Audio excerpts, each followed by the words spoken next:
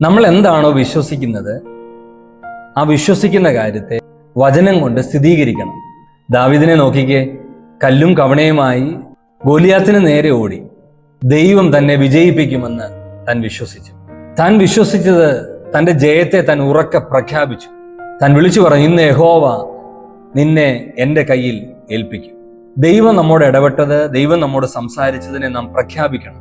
നമുക്കറിയാം, കേരളത്തിൽ കഴിഞ്ഞ വർഷങ്ങളിൽ ഒരു മനുഷ്യൻ ദൈവത്തിൽ നിന്ന് കേട്ട ഒരു ദൂതിനെ വഹിച്ചും കൊണ്ട് ദേശത്ത് പറഞ്ഞു, ഈ ദേശത്ത് ഞാൻ നിൽക്കുന്ന പാർട്ടി അധികാരത്തിൽ വരും, 100-ലധികം സീറ്റുമായി. താൻ കേട്ട ദൈവശബ്ദത്തിന്റെ നടുവിൽ താൻ അത് പ്രഖ്യാപിച്ചും കൊണ്ട് ദേശത്ത് തലങ്ങും വിലങ്ങും താൻ ഓടി. ദേശത്തെല്ലാം താൻ പറഞ്ഞ വാക്കുകൾ ജീവൻ വെക്കാൻ തുടങ്ങി. വരും ദിവസങ്ങളിൽ താൻ നേതൃത്വം കൊടുക്കുന്ന പാർട്ടി അധികാരത്തിലേക്ക് വരുമ്പോൾ നിങ്ങൾ വിശ്വസിക്കുക, നിങ്ങളുടെ ഹൃദയത്തിൽ നിങ്ങൾ വിശ്വസിക്കുന്നത് പ്രഖ്യാപിക്കുക.